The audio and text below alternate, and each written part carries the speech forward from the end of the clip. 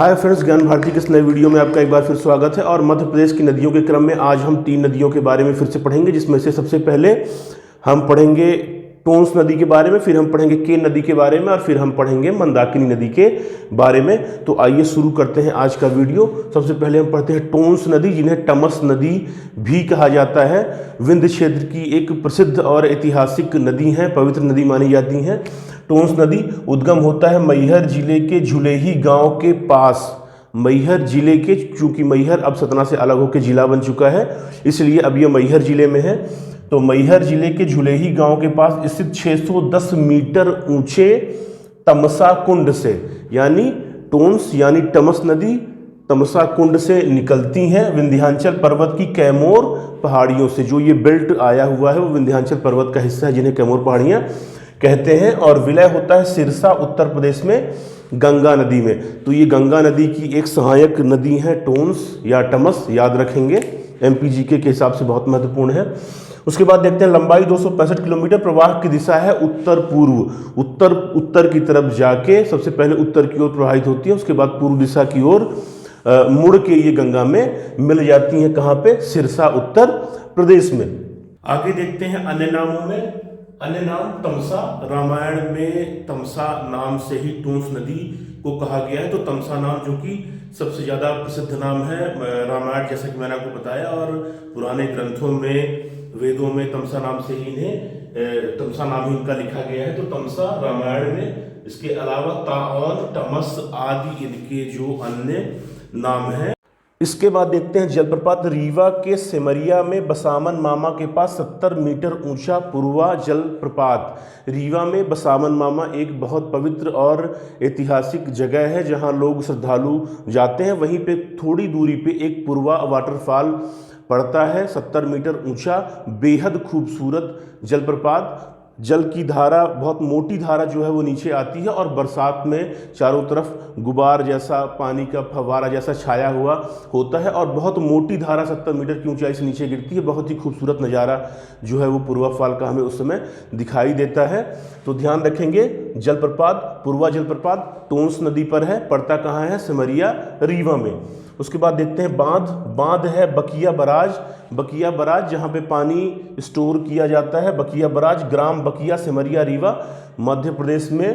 टोंस जल विद्युत परियोजना सिरमौर, रीवा में विद्युत उत्पादन के लिए, जो कि टमस नदी के पानी से भरता है। इस चीज़ को हम ध्यान रखेंगे। इसके बाद देखते हैं महत्वपूर्ण तथ्यों के बारे में। तो बीहर, बेलन, बबई, बेलाज, सोनकर, महाना, सतना आदि प्रमुख सहायक नदियां हैं टोंस की। इसके बाद मान्यता है कि भगवान श्री राम ने वनवास की पहली रात तमसा नदी के तट पर बिताई थी। बहुत पुख्ता प्रमाण इस चीज़ के नहीं मिलते, क्योंकि ऐसा कहा जाता है कि वो तमसा नदी जो है वो उत्तर प्रदेश में कहीं प्रवाहित होती हैं, ये तमसा नदी नहीं है। लेकिन चूंकि दोनों का नाम टमस और तमसा है, तो इस नदी के बारे में भी यही कहा जाता है कि ये वही नदी है जिसके किनारे भगवान राम ने पहली रात अपनी बिताई थी। तो ये तो एक कंट्रोवर्सी वाली चीज़ है, लेकिन चूंकि ऐसा लिखा हुआ है इसलिए हमें जान लेना है। इसके बाद जानते हैं, मान्यता है कि महर्षि वाल्मीकि जी का आश्रम तमसा के तट पर था, जहां पर माता सीता ने लव और कुश का पालन पोषण किया था। तो ये भी मान्यता है कि ये तमसा नदी वही नदी है जहां पर महर्षि वाल्मीकि के आश्रम में माता सीता ने बालक लव और कुश का पालन पोषण, शस्त्र शिक्षा और शिक्षा जो है उनको, जो वैदिक शिक्षा है वो उनको दी गई थी। तो संभवतः ये वही नदी है, लेकिन कोई पुख्ता प्रमाण नहीं है। ये मान्यता है कि ये तमसा नदी वही है। आइए आगे देखते हैं। तमसा नदी के तट पर महर्षि भारद्वाज का भी आश्रम था। ऐसा माना जाता है कि महर्षि भारद्वाज का आश्रम भी तमसा नदी के तट पर था। और मध्य प्रदेश का दूसरा सबसे ऊंचा जलप्रपात चचाई 127 मीटर, टोंस की सहायक नदी बीहर पर है। तो बीहर नदी रीवा जिले के बीचों बीच निकलती हैं और ऐसा कहा जाता है, ऐसा था कि जो चचाई जलप्रपात है वो पहले मध्य प्रदेश का सबसे ऊंचा जलप्रपात हुआ करता था, पुराने आंकड़ों के हिसाब से 127 मीटर ऊंचा चचाई जलप्रपात। लेकिन जो नए आंकड़े आए हैं उसमें मध्य प्रदेश का सबसे ऊंचा जलप्रपात जो है वो बहुती जलप्रपात है, जो कि ओड्डा नदी पर है, वो भी रीवा में ही मऊगंज के पास स्थित है। तो वो मध्य प्रदेश का सबसे ऊंचा जलप्रपात है। और इसी के साथ चचाई जलप्रपात 127 मीटर, जो कि टोंस की सहायक नदी बीहर पर है, वो मध्य प्रदेश का दूसरा सबसे ऊंचा जलप्रपात है। तो इन दो जलप्रपातों को जो हमने इस नदी में पढ़ा, एक तो पूर्वा जलप्रपात जो कि टोंस पर ही है, और दूसरा चचाई जलप्रपात जो कि टोंस की सहायक नदी बीहर पर है। उन दोनों को हमें ध्यान रखना है। आइए अब हम जानते हैं केन नदी के बारे में। केन नदी उद्गम होता है विंध्याचल पर्वत की कैमोर पहाड़ियों से, तहसील रीठी, गांव अहिरगांव, जिला कटनी, मध्य प्रदेश। ऊंचाई है 550 मीटर। एक बार फिर लेते हैं। केन नदी विंध्याचल पर्वत की कैमोर पहाड़ियों से निकलती हैं। निकलने की जगह तहसील रीठी, गांव अहिरगांव। इस अहिरगांव को हम याद रखेंगे, अहिरगांव, जिला कटनी, मध्य प्रदेश। ऊंचाई 550 मीटर। अब इनका विलय कहाँ होता है? उत्तर प्रदेश में बांदा जिले के पास चिल्ला गांव में। चिल्ला गांव में मिलती कहाँ है? यमुना नदी में। इसके पहले हमने पढ़ा था टोंस नदी को। टोंस नदी मिलती है गंगा नदी में। अब हम पढ़ रहे हैं केन नदी जो कि मिलती है यमुना नदी में। तो ये यमुना नदी तंत्र का हिस्सा है, इस चीज़ को हमें ध्यान रखना है। कटनी से निकलती हैं और ये उन आखिरी नदियों में शामिल है जो कि यमुना के गंगा में मिलने से पहले, यानी प्रयागराज में जो संगम पड़ता है उसके बिल्कुल पहले, थोड़े 35-40 किलोमीटर पहले कुछ नदियां जाके यमुना में मिलती हैं। तो ये उन आखिरी नदियों में है जो कि यमुना की सहायक नदियां हैं, जो कि यमुना में जाके मिलती हैं संगम के पहले। आगे देखते हैं। लंबाई है 427 किलोमीटर और मध्य प्रदेश में इनका बहाव 292 किलोमीटर है। अब देखते हैं अन्य नाम। अन्य नाम में सूक्तिमती, पौराणिक ग्रंथों में इन्हें सूक्तिमती के नाम से कहा गया है। इसके बाद कर्णावती, स्वेनी, कैनास, कियाना, दीर्पावती आदि इनके अन्य नाम हैं जो कि हमें ध्यान रखने हैं एग्जाम के पर्पज से। आगे देखते हैं जलप्रपात। रनेह जलप्रपात 30 मीटर ऊंचा, खजुराहो से 20 किलोमीटर दूर, केन घड़ियाल अभ्यारण्य में ये पड़ता है रनेह जलप्रपात। रनेह जलप्रपात केन नदी पर पड़ने वाला एक प्रमुख जलप्रपात है, ध्यान रखेंगे। जलप्रपातों के क्वेश्चन हमेशा आते हैं।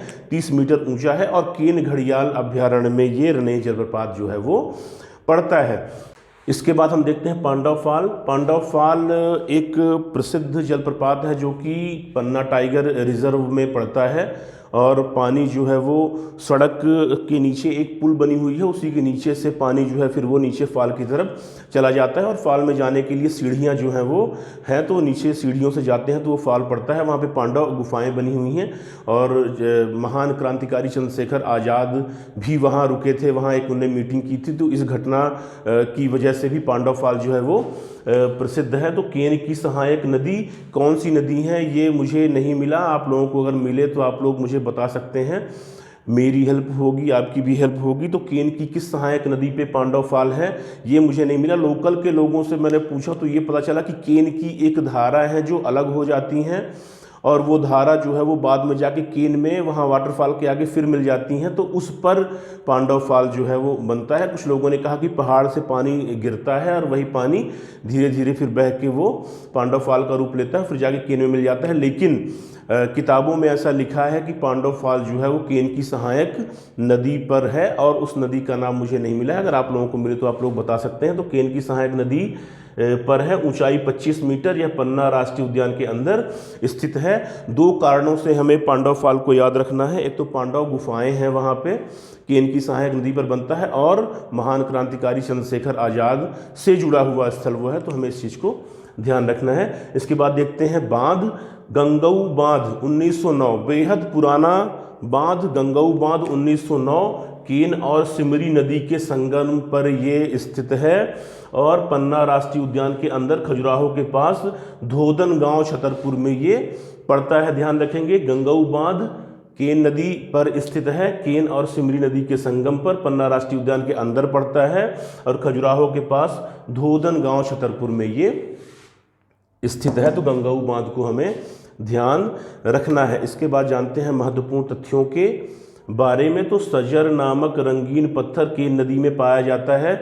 बहुत महत्वपूर्ण जानकारी है ये। सजर नामक पत्थर जो कि गल्फ़ कंट्रीज़ में या अदर और जगह पे उसको तराश के जब बेचा जाता है तो बहुत महंगे रेट में वो बिकता है। सजर पत्थर रंगीन पत्थर होते हैं और केन नदी में पाए जाते हैं। केन घड़ियाल अभ्यारण्य पन्ना छतरपुर जिले में 1981 में घड़ियाल और मगरमच्छ के संरक्षण के लिए स्थापित किया गया था। केन तथा खुदार के संगम पर, तो केन और खुदार के संगम पर केन घड़ियाल अभ्यारण्य पन्ना और छतरपुर की सीमा पर स्थित है। 1981 में घड़ियाल और मगरमच्छ के संरक्षण के लिए स्थापित किया गया था, इसे ध्यान रखेंगे। आगे देखते हैं, सोनार, बीरना, बाना, पाटर, श्यामरी, चंद्रवाल, गुदेन आदि केन की सहायक नदियां हैं, जिसमें सोनार नदी प्रमुख है, क्योंकि सोनार नदी जो है वो केन नदी के अपवाह क्षेत्र का लगभग आधे के बराबर जो है वो उसमें प्रदान करती है। तो सबसे बड़ा जो सोर्स है केन नदी के बहाव का वो है सोनार नदी। तो सोनार को केन की सहायक नदी की मुख्य नदी के रूप में हमें ध्यान रखना है। मंदाकिनी और केन यमुना में मिलने वाली अंतिम सहायक नदियां हैं।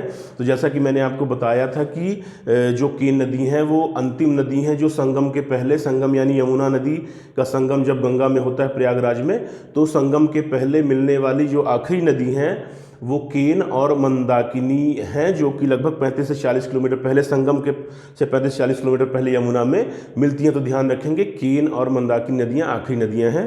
ये देखते हैं, केन बेतवा लिंक परियोजना भारत की पहली नदी जोड़ो परियोजना है। यह पन्ना नेशनल पार्क से होकर गुजरती है। प्रारंभ 2005 में, लंबाई 231 किलोमीटर लगभग इसकी है। इसके बारे में मैं जब आपको बेतवा नदी पढ़ा रहा था तो भी मैंने बताया था, ध्यान रखेंगे। केन बेतवा लिंक परियोजना पन्ना टाइगर रिजर्व से होकर गुजरती है। यह प्रश्न कई बार पूछा गया है, किस टाइगर रिजर्व से होकर गुजरती है, तो हमारा जवाब है पन्ना टाइगर रिजर्व। तो केन बेतवा लिंक परियोजना पन्ना टाइगर रिजर्व से होकर गुजरती है। नदी जोड़ो परियोजनाओं में भारत की पहली परियोजना है। प्रारंभ 2005 में हुआ और लंबाई 231 किलोमीटर के आसपास है। जो ये लिंक बनेगा, एक कैनाल के माध्यम से एक बेल्ट बनेगा जो कि 231.5 किलोमीटर लंबा रहेगा। केन नदी के किनारे उत्तर प्रदेश का बांदा जिला स्थित है। बांदा के पास ही ये, जैसा कि मैंने आपको बताया, चिल्ला गांव में जाके ये यमुना में मिलती हैं। तो बांदा जो उत्तर प्रदेश का एक प्रमुख जिला है वो केन नदी के तट पर स्थित है। तो आइए हम जानते हैं मंदाकिनी नदी के बारे में। भगवान राम की कर्मस्थली चित्रकूट से होकर प्रवाहित होने वाली मंदाकिनी नदी मध्य प्रदेश की पवित्र नदियों में से एक मानी जाती हैं। मंदाकिनी नदी के बारे में जानते हैं। उद्गम होता है चित्रकूट के सती अनुसुईया आश्रम, जिला सतना, मध्य प्रदेश से। सती अनुसुईया आश्रम के पास एक बड़ा सा एरिया पानी का दिखता है, वहीं से उद्गम माना जाता है मंदाकिनी नदी का। परंतु कुछ लोगों का कहना है कि सतना जिले के किन्हौरा गांव के ब्रह्मकुंड से एक धारा निकलती है और वो धारा जो है वो धीरे धीरे धीरे जाकर सती अनुसुईया आश्रम के पीछे तक पहुंचती है और वहाँ पे और कई अन्य धाराएं आकर मिलती हैं और वो एक नदी का रूप ले लेती हैं। तो वहाँ से उद्गम होता है मंदाकिनी नदी का, ऐसा माना जाता है। परंतु जो किताबों में लिखा है वो यही लिखा है कि सती अनुसुईया आश्रम से मंदाकिनी नदी का उद्गम माना जाता है, चित्रकूट, जिला सतना। इसके बाद देखते हैं विला कहाँ होता है। करवी तहसील, जिला चित्रकूट, उत्तर प्रदेश में, यमुना नदी में। जैसा कि हमने पहले भी पढ़ा था कि केन और मंदाकिनी आखिरी नदियां हैं जो संगम के पहले यमुना में मिलती हैं। तो करवी तहसील में चित्रकूट जिला पड़ता है, यमुना नदी में मिल जाती हैं। लंबाई है 50 किलोमीटर। इसके बाद महत्वपूर्ण तथ्य जानते हैं। यह नदी पवित्र चित्रकूट से होकर बहती हैं। ध्यान रखेंगे, चित्रकूट का संबंध मंदाकिनी नदी चित्रकूट से प्रवाहित होती हैं और भगवान राम की कर्मस्थली चित्रकूट रही है। तो बेहद पवित्र नदी जो है वो मंदाकिनी मानी जाती हैं। चित्रकूट भगवान राम की कर्मस्थली रही है। यहीं पर भगवान राम ने 11.5 वर्षों का वनवास काटा था, जैसा कि पौराणिक कथाओं में कहा जाता है, पौराणिक ग्रंथों में लिखा हुआ है कि भगवान राम ने 11.5 वर्ष जो है वो चित्रकूट में बिताए थे। तो उनकी कर्मस्थली के रूप में चित्रकूट को माना जाता है। इसीलिए मंदाकिनी का महत्व बहुत अधिक बढ़ जाता है, क्योंकि रामघाट चित्रकूट में मंदाकिनी के तट पर है। यहाँ भगवान राम मंदाकिनी नदी में स्नान किया करते थे। तो पवित्र, बेहद पवित्र रामघाट, जहाँ भगवान राम जो है वो मंदाकिनी में स्नान किया करते थे। महर्षि अत्रि और माता अनुसुईया आश्रम से मंदाकिनी का उद्गम होता है, जैसा कि मैंने आपको पहले ही बता दिया था। लेकिन हमें किन्हौरा गांव को भी ध्यान रखना है, ब्रह्मकुंड, जहाँ से एक पतली धारा निकलती है जो कि बाद में मंदाकिनी का रूप लेती हैं। इसके बाद हम देखते हैं कि माता अनुसुईया ने अपने तपोबल से मंदाकिनी नदी को उत्पन्न किया, ऐसा माना जाता है। इसी स्थान पर माता अनुसुईया ने त्रिदेवों ब्रह्मा, विष्णु और महेश को अपनी शक्ति से बाल रूप बनाकर पालने में लिटा दिया था। तो पौराणिक घटनाओं में, पौराणिक ग्रंथों में इस घटना का भी जिक्र है कि माता अनुसुईया ने त्रिदेवों यानी ब्रह्मा, विष्णु और महेश को बच्चा बनाकर पालने में लिटा दिया था। और क्यों लिटाया था? क्योंकि ये माता अनुसुईया की परीक्षा लेने पहुँचे थे। तो माता अनुसुईया ने अपने तपोबल से इन्हें बच्चा बना दिया था और पालने पे लिटा दिया था। आगे देखते हैं, मंदाकिनी को पैस्वनी गंगा भी कहा जाता है, यानी मंदाकिनी के अन्य नामों की बात करें तो पैस्वनी गंगा के नाम से भी मंदाकिनी को जाना जाता है। ध्यान रखेंगे, सतना जिले के किल्हौरा गांव के ब्रह्म कुंड से मंदाकिनी की पहली धारा निकलती हैं। ध्यान रखेंगे, जैसा कि मैंने आपको पहले बताया भी था कि किल्हौरा गांव के ब्रह्म कुंड से मंदाकिनी की पहली धारा निकलती हैं और अन्य धाराओं के साथ मिलकर माता अनुसुईया और महर्षि अत्रि के आश्रम के पास में ये मंदाकिनी नदी का रूप ले लेती हैं। आइए अब आगे जानते हैं, मंदाकिनी नदी को सदा नीरा बनाए रखने के लिए नर्मदा नदी का पानी जो है वो मंदाकिनी में लाया जा रहा है और मझगवां में एक बांध बनाया जा रहा है। मझगवां में बने बांध को भरने के लिए बरगी बांध से टनल द्वारा पानी जो है वो लाया जाएगा। सबसे लंबी टनल ये फिलहाल मध्य प्रदेश और भारत की मानी जा रही है, जिस टनल के माध्यम से जो बरगी का पानी है, जो कि नर्मदा नदी पर स्थित है बरगी बांध, तो नर्मदा का पानी बरगी बांध से टनल के द्वारा मझगवां तक लाया जाएगा और फिर मझगवां से वो पानी जो है वो छोड़ा जाएगा कहाँ? मंदाकिनी नदी में, जिससे कि मंदाकिनी सदा नीरा बनी रहे। चूंकि चित्रकूट भगवान राम की कर्मस्थली रहा है और मंदाकिनी जो है भगवान राम से जुड़ी बहुत पवित्र नदी मानी जाती है, तो उन्हें सदा नीरा बनाए रखने के लिए ये कार्य किया जा रहा है। साथ ही साथ सरयू और पैसोनी नदी का संबंध भी मंदाकिनी नदी से है। पैसोनी नदी जो कि सतना जिले से निकलती थी और चित्रकूट में बहती हुई मंदाकिनी में मिलती थी, वो अब विलुप्त हो चुकी हैं और सरयू के भी प्रमाण जो है वो अब मंदाकिनी से मिलने के नहीं मिलते हैं। तो सरयू और पैसोनी नदी का संबंध भी मंदाकिनी नदी से है। और साथ ही साथ महर्षि आदि कवि महर्षि वाल्मीकि, गोस्वामी तुलसीदास जी, महाकवि कालिदास जी और बहुत सारे पौराणिक ग्रंथों में जो है वो मंदाकिनी का पवित्र वर्णन और चित्रण जो है वो किया गया है। तो ये रहा आज 3 नदियों के बारे में और इसी सीरीज़ में जो है वो हम आगे और कुछ महत्वपूर्ण नदियों को लेकर आएंगे और फिर उसके बाद हम अपने नए टॉपिक पर चले जाएंगे। तब तक आप लोग अध्ययन करते रहें, पढ़ते रहें, सफलता ज़रूर प्राप्त होगी। तब तक के लिए नमस्कार।